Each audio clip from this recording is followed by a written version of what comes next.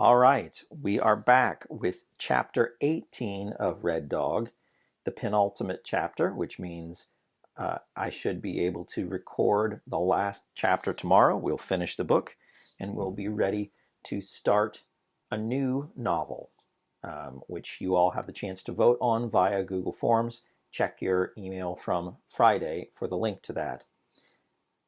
In the last chapter, Adam heroically made his way back home, dragging Ruff with him on a makeshift sledge. Sam arrived back at the cabin, unaware that there was anything wrong. Laurie snuck out of the loft and got a pot of boiling coffee, and then before Adam could successfully warn Sam, Pete shot him from the window. So this is chapter 18, second to last chapter of Red Dog by Bill Wallace, read with permission of Simon and Schuster. Only Adam never made it inside. He was almost to the porch of the cabin when he heard a loud, hurt scream. Before he could take another step, the man named Pete came flying out the window, squalling for all he was worth. He shrieked and swatted at his back and danced all around the porch like there was a swarm of bees chasing him. Adam watched as he kept slapping at his back. Every once in a while, he could see puffs of steam float up from his wet shirt. Suddenly, the door of the cabin opened and Laurie appeared. Her face was all scrunched up, mad. "I'll learn you," she squawked. "I'll learn you to hurt Sam. I'll learn you to tie my mama up." Still holding the coffee pot with her skirt, she shook it at him. The man was leaping around, hitting at his burning back, not even hearing Laurie. Only she was so mad she didn't notice and went right on fussing at him. "I'll learn you. I'll hang you up by your thumbs and pull your hair out. I'll bite your fingers off. I'll—" She stopped short. The words caught in her throat. The man had ripped his shirt off and now stood glaring at her with hate-filled eyes. Adam could see that his back was red and scalded from the hot coffee. It must have hurt something terrible. Only the mad man was so mad he forgot about the pain. Adam could tell by the look in his eyes that his only thought was to get Laurie. Laurie must have seen the same look. She started backing away. Her brown eyes got as wide as two saucers. And instead of shaking from anger, she was shaking from being scared. It was at that moment she spotted Adam. "Don't let him get me, Adam," she squealed as she leaped from the porch and rushed to hide behind him. "Get him, Adam! Don't let him hurt me!" He could feel Laurie tugging at his hip pocket and peeking around him. The man stopped short when he saw Adam. Adam raised the cedar branch like a club. He knew he didn't stand a chance against a full-grown man. He'd go down fighting, though. Old Knothead would at least know he'd been in a scrap when Adam was done. Faster than Adam could blink his eyes, a knife slipped from the man's belt. He twisted it between his fingers. A strange, evil smile came to his lips. "I don't know how you managed to give my partners the slip, but you won't get away from me." Adam braced his feet. He could see his knuckles turn white where he held the club. "I didn't get away," Adam answered. "I left him dead up there on the mountain." The man hesitated. Then he laughed. "Sure you did, little boy. You took both of them barehanded. Now it's my turn." He stepped from the porch. Slow. Careful. The knife sparkled as he twisted it between his fingers. "I'm scared, little boy. Real scared. See how bad I'm shaking." His lips curled to a sneer. He stopped twisting the knife in his fingers and held it tight, ready for action. "I'll show you what scared really is, you little brats." Adam raised the club. "I mean it. Leave us alone." The man only laughed. He came closer. Just beyond the reach of Adam's club, he stopped. He started circling Adam and Laurie. Adam turned, following him. Only it was hard. The hurt leg was weak. The man kept walking around him. Adam had to keep turning to face him. With each turn, the leg got weaker and the pain grew. Then the man made a quick move. a lunge toward him. Adam swung with the club hard as he could. Only the man had planned it that way. When Adam swung, the man reached out and grabbed the club, yanking it from his hands. A deep laugh came from his leering face. I think I shall cut you, boy.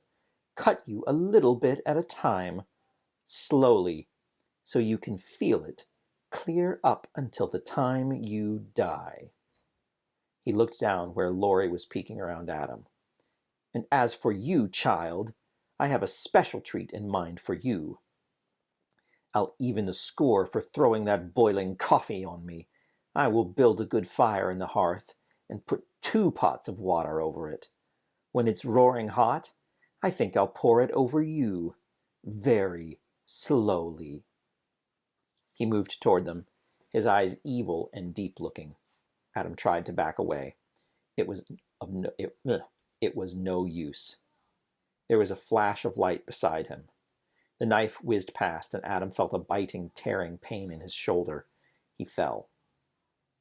Just as he scrambled to his feet, the knife flashed again from the other side. Adam staggered backward, trying to escape the deadly weapon. When he moved back, he tripped over Laurie. "Run!" he screamed at his sister. "Run, Laurie!" Even as he lay there on his back, looking up at the man moving toward him, he could feel Laurie beside him. "I won't leave you, Adam. I'm going to stay with you. I won't let him hurt you." She lay over him, trying to protect him with her little body. The man only reached down and flung her aside. He stood there towering over Adam. "I figure I can get at least 100 cuts before I finish you, boy. Think of that. 100. Adam tried to scoot backward on his hands. The man only laughed. Adam could see him eyeing the bullet wound in his leg. The man held the knife out and leaned toward it. An evil smile was on his face. Adam's fingers dug deep into the sandy soil as he tried to move away from the man. He got as much dirt in his hand as he could. When the man leaned closer, Adam threw it. Pete tried to cover his eyes with his arm. It was too late. The dust covered him in a great cloud. He coughed, sputtering as he tried to wipe it from his eyes and mouth. Adam staggered to his feet. Laurie was standing a few yards away. The cedar club, the only weapon he had, was beside her. Dragging his bad leg, Adam made for it. He was almost there. Then, suddenly, the man was in front of him. His big foot slammed the club down just as Adam was leaning to pick it up. Adam froze. Slowly, he brought his head up. Pete was no longer smiling. His eyes were filled with hate, and his teeth were clenched together with fury. "I think I will forget the cutting," he growled. "Instead, I think I'll simply rip your stomach. Leave you out here to die slowly. Leave just enough life in you so you can watch while I kill your sister and mother." Adam stood still. The man came toward him, step by slow step. Now, watching the man's face, Adam no longer felt hatred or anger. For some strange reason, he felt only pity. Pity and wonder at how anyone could hate so much that there wasn't room for anything else in his cold heart.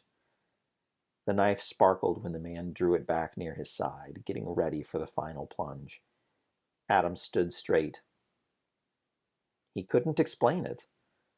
Only he was no longer afraid. He stood tall and watched death come toward him. The man took another step. His eyes were fixed on Adam's stomach. Adam held his breath. The knife seemed to hover for an instant in the man's hand. Then it came toward him, slow, straight for his stomach. Adam felt his muscles tighten with the expected pain. He closed his eyes.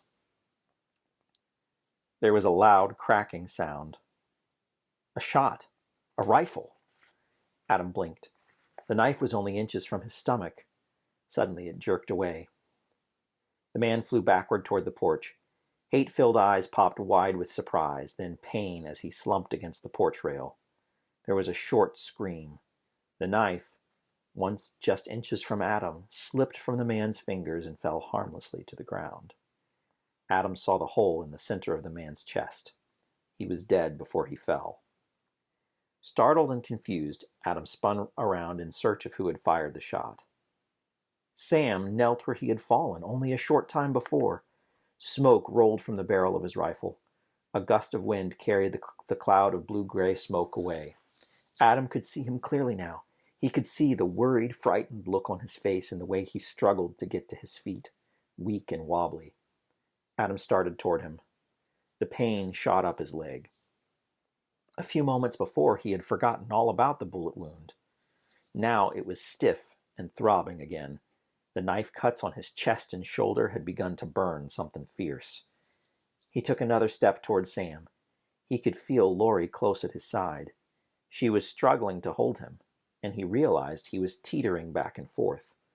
She said something to him, but the words got lost in his spinning head. Sam started toward them. He looked like he was running, but it seemed so slow. The long strides of his legs, the movement of his arms, everything so very, very slow.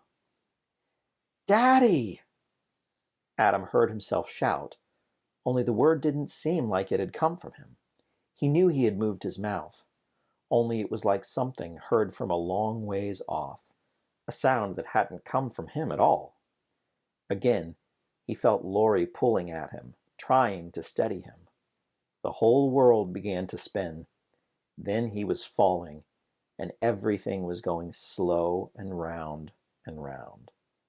The blackness swept in, but he was still falling. Falling.